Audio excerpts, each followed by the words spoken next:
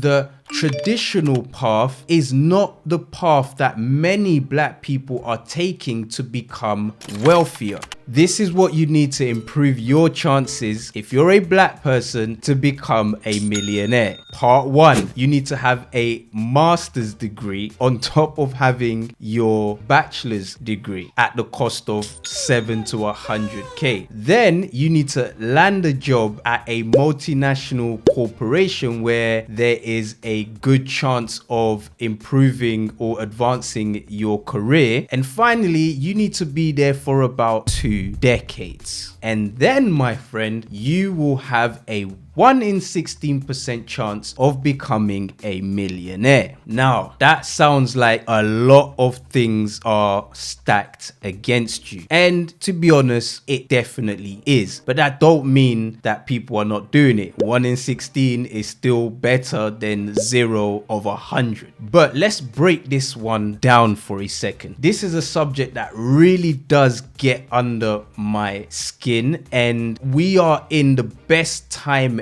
ever for you to be able to multiply and increase your ability to earn. And it's stats like this that really just, it just gets at me. So let's look at that first line where it says the majority of people who have a better chance of becoming a millionaire have a master's degree. Now, according to the data, if you don't have any form of education, there is a less than 1% chance of becoming a millionaire. And by the time you have a master's degree, you are at a 6% chance of becoming a millionaire. The 1 to 6% chance, yes, you're 6% more likely, but you then have to add in the opportunity cost and the actual investment that you need to make into becoming a master's graduate. So first of all, that's a good 4 or 5 years of your life. Then you need to find the 50, 60 up to 100,000 US dollars to actually pay for that education. So those are immediately massive hurdles for anybody to reach, let alone someone who is a black person in the United States. Now, I'm based in London, so if the stats in the United States are bad, then in the UK, I am promising you they are not any better. Let's take a look at the second criteria. It's to land a job at a multinational corporation or a national corporation that's just big and you have plenty opportunities to advance your career. Now, this is the thing about the corporate world. The corporate world is like a boys club. It's not like to say it's negative, but we like our own. Whichever way you want to look at it, we like our own. So there was a post by the team at the Huffington Post, which is on this article that I'll send you, but they pride themselves on being a all-female board, and there's not one black person on that board.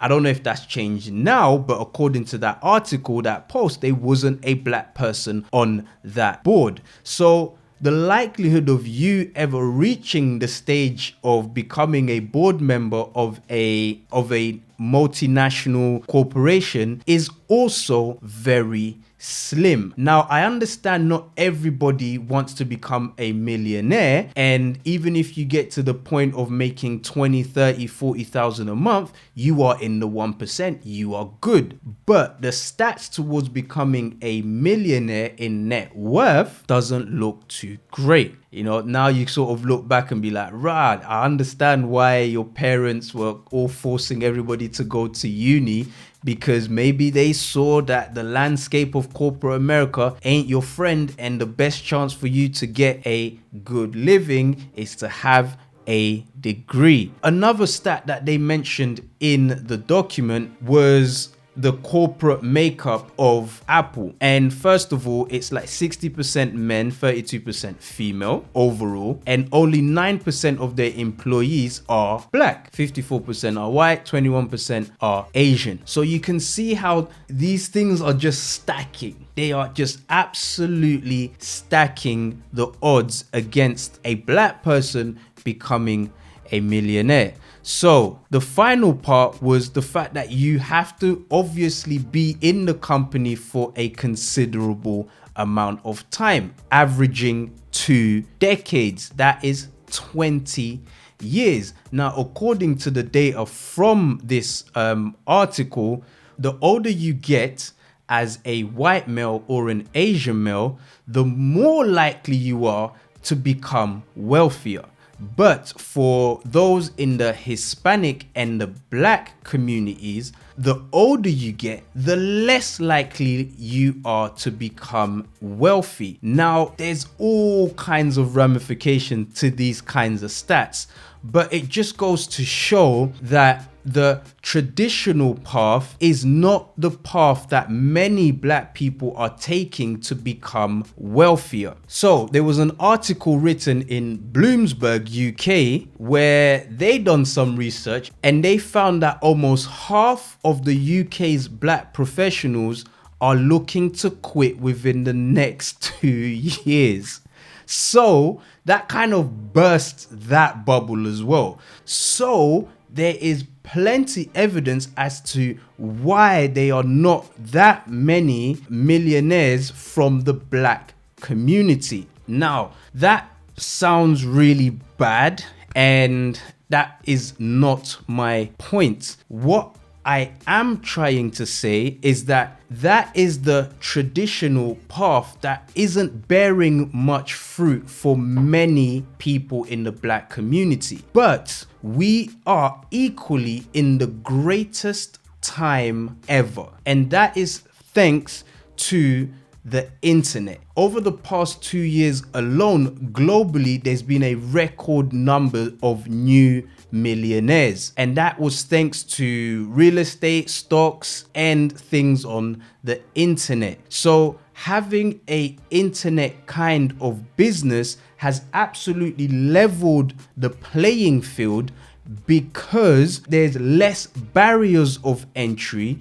You are absolutely in control of everything that you do, and you can be completely anonymous if you choose to be. Doing things like Amazon, you can be completely anonymous. Real estate and doing it through Airbnb, nobody has to know who you are. So the internet has absolutely leveled the playing field as to your capacity to earn more money. To leave this on a more positive note, just based off the fact that so many Black professionals are looking to exit their current job in the next 2 years, the likelihood is most of them are going to go into entrepreneurship. Most of them are going to try and start their own business, and the likelihood is it will be something online or something to do with media. Just look at the recent wave of Black billionaires. Most of them are involved in some form of media and using media as leverage. So from your Oprahs, from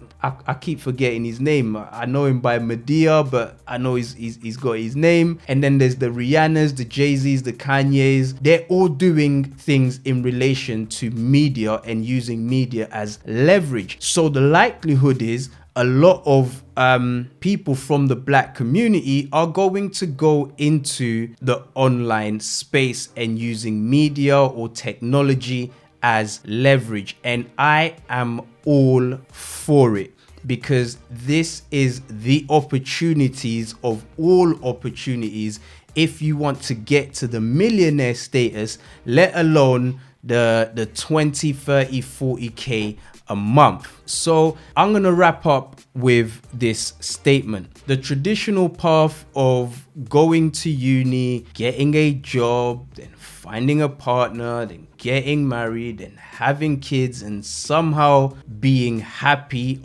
based on that sort of linear path is a dying narrative. Does it work for some people? 100%. But it's not for everybody based on the current environment of, like, let's just say corporate America. So the opportunities are there for you to try new things. And if there's one thing that is so important to any entrepreneur's success, is having the courage to try new things. experiment, explore new things. So whether that is having to move countries like our previous generations did, and I give them massive props for that, because it's not easy to leave your home and decide to go to a strange land and try to make it over there. But they were fed up of their current situation and thought they'll rather risk something new than be stuck in that situation for another 1 to 5 years. So you got to ask yourself, are you okay with the situations that you're in? Are you okay with your current surroundings or your current situation, whether that will be in work or in business? Or are you willing to take the risk to improve your lifestyle? So that was the first part of this 3-part series. So if you liked it, please give it a like, subscribe and share it with somebody. And please make sure to watch the next part. Part 2 is coming up.